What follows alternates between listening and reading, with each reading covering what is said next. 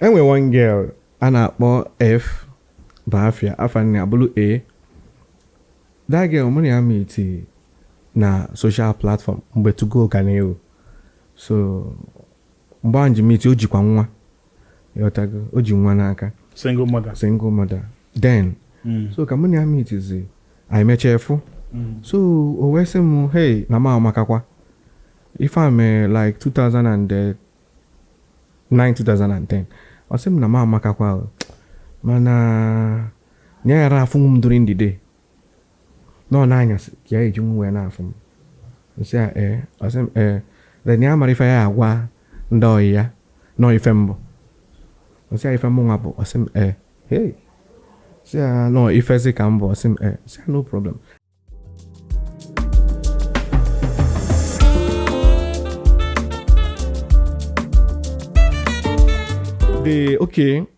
They deprived me of seeing myself in a mirror for more than a year. They told me that now for myself in a mirror, that I'm going to be suicidal, I'm going to be this, I'm going to be that. So they made sure that anywhere I stay is going to be tinted, so I don't see a reflection of myself. Yes. So that was what they did, you know. So when I saw myself for the first time, when kids, so I was like, otuaka kande, you what I go. So well, I took it up upon myself, but the problem was ibuna when arumbido baba hapo, bombe asemo onana ma akonioko, but haba onyoku ba even miloko wosagi ochina asigi na oko anwo na ako bo part of the healing processes, you know. So mgbe anwo na akom etielum fan anokata asemo keje wotelo mo nku tolotolo me wotelo mo nku okuko me wotelo mo nku nnono bia nwelezie nya na eme iwotago emekatago mi okwezi na nwechila aka wee wiania wee na akọ ma n'iru ma n'azụ. So mgbe arụ mbidozi gbabazi agbaba, I was taken back to the hospital, but even as na arụ m na-agba agba, aka m na-ejekwa that check-up, dressing, not check-up actually, dressing. A na-eje that dressing every other day. So one of nkeje, so nsi Dr. Agụ that na arụ m na-agba agba, o si na enwelu akwa a ga-enye m a na-akpọ, o si na akwa anwa na a na-akpọ ya compression gown. Now you need that compression gown and compression mask. That's this skin ma agbacha mkpụrụ na ọma mgba mkpụrụ. But before sim na meyi compression gown, obuzo sim je meet a dermatologist. So when je meet ndo ibo na dermatologist, o welo some of my skin sample na neche sim ki agwakwa m eziokwu na arụ m na-agba agba. As na nwere ife ọbụla mmegide ka o yele ịgba agba iwata. So when I say, is that all? Or same yes. But I was still small. My parents knew Zochelumu, all those things. So, after series of years and years, that whiteness be dobadaba. But but here are still fair. Some parts, like my hand is always scaly. Aroma anwana diko onye ugolome mbobuna. So I assume that I should always be keeping it moisturizing. Mana nwoke anara today. Nwoke bụ ọwụwarụ ile akwa pụọ. So I've been not keeping it moisturized. Iwatago. So otu aka arụ m si gba agba. So it's from my gene. Mamundi sulo Igbo. Arụ ịgba agba na arụ m abụrụ because of lack of care or lack of fund or lack of not being to a good doctor or something that is genetically engineered. Iwatago. So it's in my DNA. And if I get umuasi tomorrow, if fasikwe na abolonkem arofa gana agbakwa agba. So or if I may arum jiwe gbacha mkpolo, but I'm happy that those fair points pour about after 10 years, 12 years, 13 years ubidozie those white and one nacha where puta. Then why akam jiwe gbago di otua? I'm gonna leave an about contraction. No, na the medical term. Now, mboko abambo mbende 9 years, and I was growing up. So the more neto, the skin anacho another layer of skin ọ ga-eji nwa aka wee na ịghọtago and as nwatakịrị mbụ akast bụ aka ma akast mana akastzie ya iru abụrụ ọrụ arụ abụrụ ọrụ nka bụrụkwa mgbe a na-akpọ m aka ngụ mbịa bụrụkwa aka akast as a small boy ọ na-eme ụmụazị fụm fanalie enwere nwatakịrị a na-akpọ Chinenye Nwasike. She's more than 20 something years now, probably married. Amarom nwa samaka nka Chinenye Nwasike. The first day off mo other na chagol moto. I was looking so terrible. Anya eyi mo nwa na-akpọ Adamma. Enwe mmọnwụ Adamma amaka no. Enwe mmọnwụ na-akpọ mmọnwụ Adamma. Mmọnwụ Adamma amaka. N'ebe nọ. Even onwe mmọnwụ nke Agaba. Agaba amaka. N'ebe nọ. Ifo m mgbe anwa. Ifo m adult na afọ m. Adult ya afọ m gbawala ọsọ. You there was no sensitization then.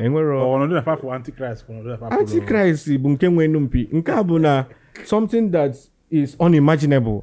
Wow. Ịbago onwere onye funugo. Ifo m nwa na onwe m afunu okwu onye ọkụ gba. Eri nne m. Mana ewulugo m onwe m wee malụ ka onye ọkụ gba na-adị. So I was very, very ugly. I was very, very Iman napu ifo even mgbe ahụ enwe ike nwa ya dị ime fụ nwa obu n'afọ apụwa awalụ ozugbo maka ọ mara ihe ọ na-aghọtazi but hadibinli ife niile a bụ ife a na-akọ n'akụkọ ịghọtago and I'm happy na nnọkwa na agba m na-akọkwa ya n'ụbọchị taa.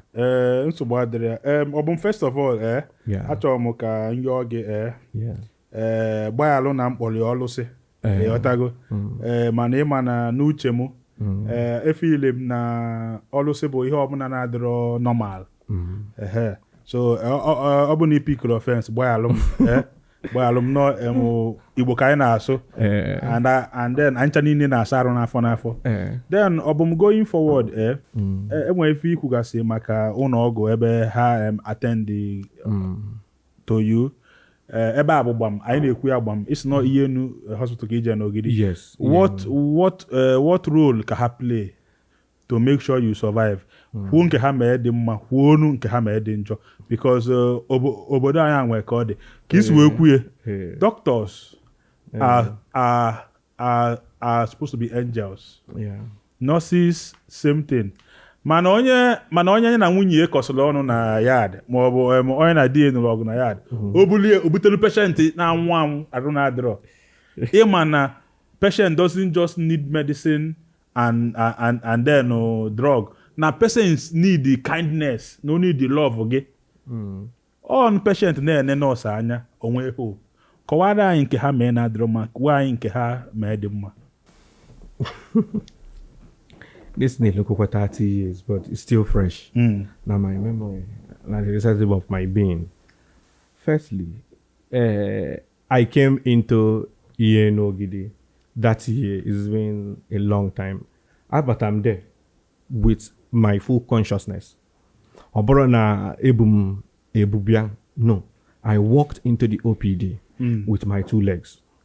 Then, nke body name after I passed out, Kansiweku, okay, the last thing I could remember was senior good in pillow, kamwe debesi. Yes, and I'm that pillow. So far ugodi makwa na no yinatom was the only thing I could remember till 3 months.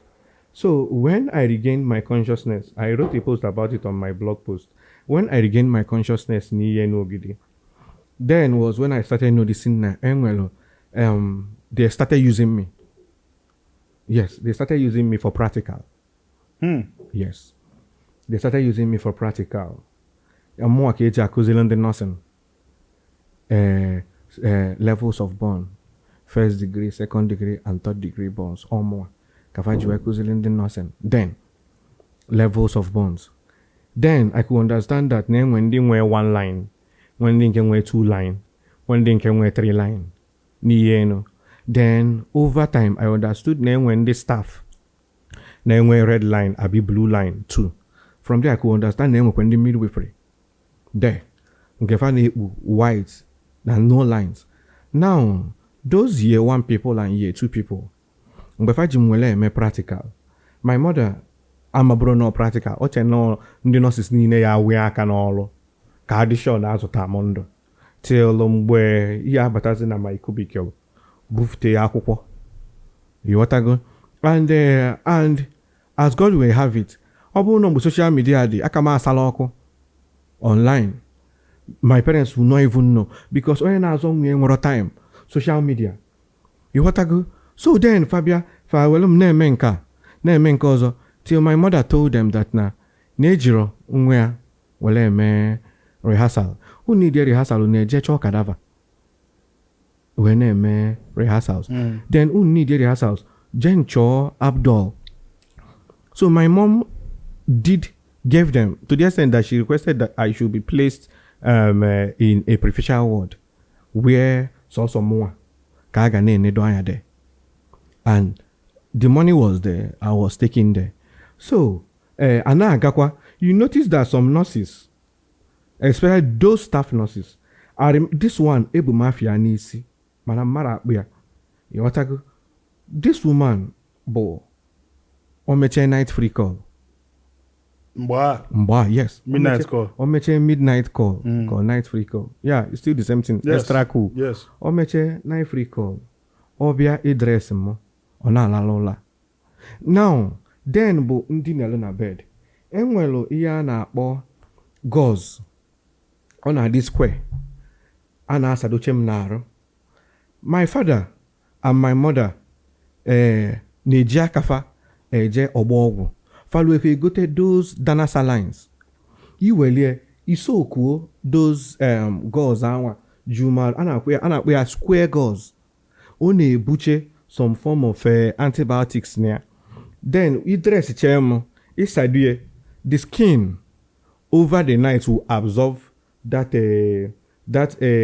treatment or whatever na adị n'ime ịpụtazi the next day ifu ya or just also white now for you to remove it ịbịa remove ya n'ike ọgbọwa those site anwa ịsadolie I'm being say ọgbọwa those site ọbala ebidokwe n'isi gbọbakwa there my father will always tell them well no saline so kuo ya ọfụma so that ka ọ dịtụ soft so that ịbịazịa iweluzie that forceps anwa iwe na-akpachapụta ya mana this woman bụ ọbịa ma osoku ma n'oseku ọjọsọ ọbịa ọ na-ereke all of them like that till hey, after all ọ bụrụ nwa ya secondly she's paid to do that thirdly o nwere ike shift ọ nọ na ya ọ likere the shift nwere ike ọ bụrụ na o nwere ebe ọ chọrọ ije eweli ete na morning shift nwere ike ọ bụrụ na o nwere ebe ọ chọrọ ije eweli ete na another shift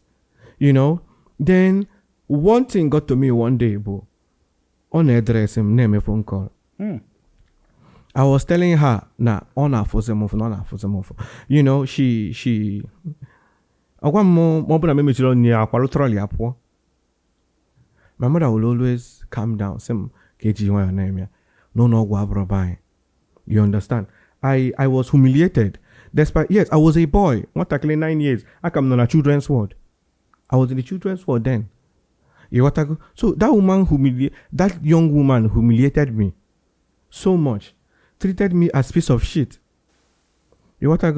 so those nke ahụ bụ the first one then the second one abịa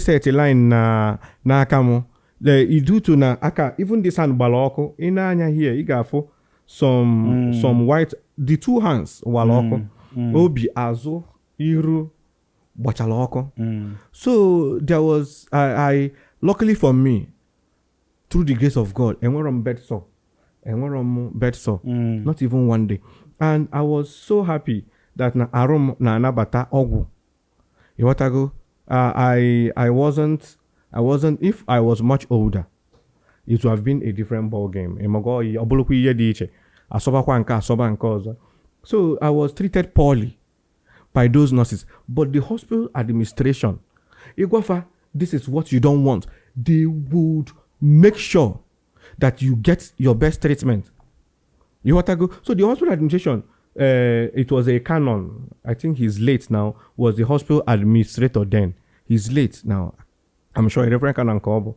So he made sure that I was treated. To the extent he calls me Nwe. Yeah. And I was a miracle. Nobody knew that I was going to survive. Because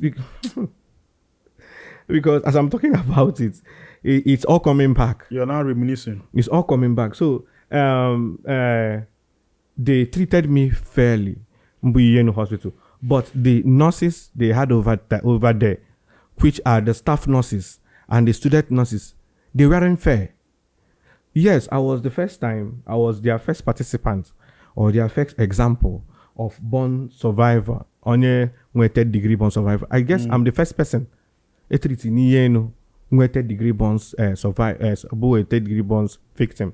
So the way they treated me was okay by the hospital administration, but the nurses and the doctor and the nurse and the staffs were not fair. But the doctors not there because they gave me about 5 doctors. They gave me 2 surgeons, 1 general medicine doctor, and then 2 pediatricians because they were the one that were trying to give me the normal antibiotics for a youngling. So the doctors that were assigned to me, about 5 doctors, they did their job, family all over, very, very well. I don't even remember their names, but I know they will see this and they will remember that no more Kosi C word. No problem. No problem. Kosi, just briefly, the role your parents played in all this. Ọ bụ na ha kwesịrị ka eje ahụ ike ọ bụkwanụ na onwe ndị nwere ike si weda ma parental negligence ma parental nkewa mana ọ bụ na ihe ọ bụla inwe ikwu maka your parents, the role ha play to make sure that you survived or you did not survive, anyone, just talk about them a little. Okay, my mother, Professor Ifoma, she was a principal then. She was a principal then, or no, she was a principal then at Idana Girls. My mother left her job for almost a year to take care of me in the hospital. Then my father was taking the role of a father and a mother to take care of my younger sibling. You understand? And my father was running 2 homes. One no, one in the house. So my parents, my mother swore on her life that ego no geli that she's going to pay double. That is left for the doctors to fix me up. And she never kept. She had this Auntie Ngozi Okonkwo, the prayer team that usually comes to the hospital to pray for me in Bobuna. Every day I be anepe, anayo. You know, why you know, somewhere can go to any mile. You know, and then my father, Bunny, Sike, because now boy need take the care of my other siblings, you know, they're making sure they go to school, and he shuttled between hospital, you know, driving for like 1 year from St. Philip's to Ienu, from Ienu to St. Philip's, from St. Philip's to Ienu, you know, the road was like Palia, that he always go to the dining to get something, go in normal route, yeah. So my parents, if my parents, especially my mother has always been there, you know. She's like a sister, a wife, a girlfriend, a mother, you know. It's something I crave for tomorrow, you know, because she always lies to me. I always say it's a lie. She always lied to me by telling me that everything is going to be fine, that everything is going to be perfect, that you're going to marry, you're going to have children, you're still going to live your best life, that you're still going to namma abomadu echi embekwa nne nekwo onwe m fụcha aka ndị osimbra fụcha ya nwa na Chineke will always make a way, you know, at the end of the day, you know, nwa ya mu nwa ayara na-etufu nwa ya so nwa ya mu nwa will always kwuo things ka make sure na nwa ya nwa nwete the ezigbote support emotionally, psychologically, financially, and otherwise. So my parents fa bunny sie ike. And my mother, more especially, you know, is the main reason why I'm here today. Ima umuwoke anara the soft. Yotago omwanya. Odogwada the soft. Odogwada the soft. Omwanya. But then the soft. But at some point, you know, they were kind of ima onwe ya be mo onwe ka nwa yesi where an accident. Ifele nwa gi ana gi at some point it happened. You know, I wasn't presented. I want to be in a dumeje, but oboro if I ekubekita, it will still come to that. Yes, ngwa ka njọ gị ibugo ikolobia kita. And then onye na-ege anya ọmani na-ebecha na ọbụrụ ọzọ afọcha pictures gị. Ọbụrụ ọzọ ka nwoke dị mgbe aka ọ dị kita. Ọ bụrụ ngwa ma ọ bụ onye ọsọ nwoke na-atọrịrịrị legona. Kita ị na-atọrịrịrị. And then it go very sharp. Ihe a mee gị ọkwa ihe mberede a mee gị otu ibi kolobia ọ gafee afọ ọ banye n'ebe iji bụrụ nwoke o mega affect n'iji anyụ mamịrị. And then ọ bụ na o mega affect kedu ife ngere ụmụ nwa na-aga nke ịchọkwa ịchịpụta ọkpa m niile mgbe nwere ife na-ewe gaa n'iru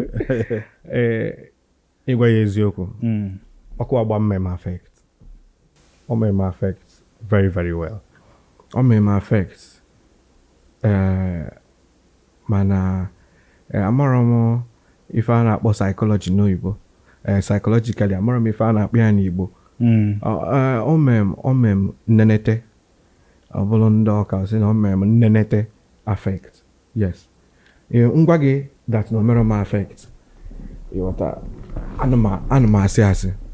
O may affect very well. And or affect him in various ways. Or affect him that na muna ụmụ nwaanyị anara enwe mmekọ. Anara enwe mmekọ in the sense that na nwoke abụrụ gị iru bọọlụ. Yota. And nwoke iru ebu ọlụ n'abalị ka a na-eji afụkalị ya. So o mere m onwere ka m pụta kịta sị na okay, let me throw more light n'ime. Mgbe m na-aga school na DMGS then my younger brother pụta ọ na-ebu nwa ịghọtago ndị federal ndị ado ndị kio a na-anwụli ya ịghọtago fresh boy a na-anwụli ya. Then the only ndụ m ebu ụzọ na-echegodo n'onwe m wee mara na nwaanyị m ejesi ya nekekwan ịghọtago. So otu anọ kịta it affected my mental state. Not that I'm not mentally okay, but it affected my onwe ife ndị psychology na-akpọ interpersonal relationship with people, because nne gị anya ana m afọ gị as you're coming to pity me. Ịghọtago. Okay, enwe one girl a na-akpọ F Bafia afa nne abụrụ A. That girl mụ na ya meet na social platform mgbe to go ka na-ewu. So mgbe anyị ji meet o jikwa nwa. Ịghọtago, o ji nwa n'aka. Single mother. Then so ka mụ na ya meet zi anyị mechaa efu. So o wee sị m hey na ma amakakwa. If I'm like 2009 2010 ọ sị m na ma amakakwa mana nye ya afụ m during the day no n'anyasị ka ya eji m wee na-afụ m. Nsị ya ọ sị m then ya mara ife ya agwa ndị ọyị ya nọ ife mbụ. Nsị ya ife mbụ nwa bụ ọ sị m hey sị ya no ife si ka mbụ ọ sị m sị ya no problem, I had to move on.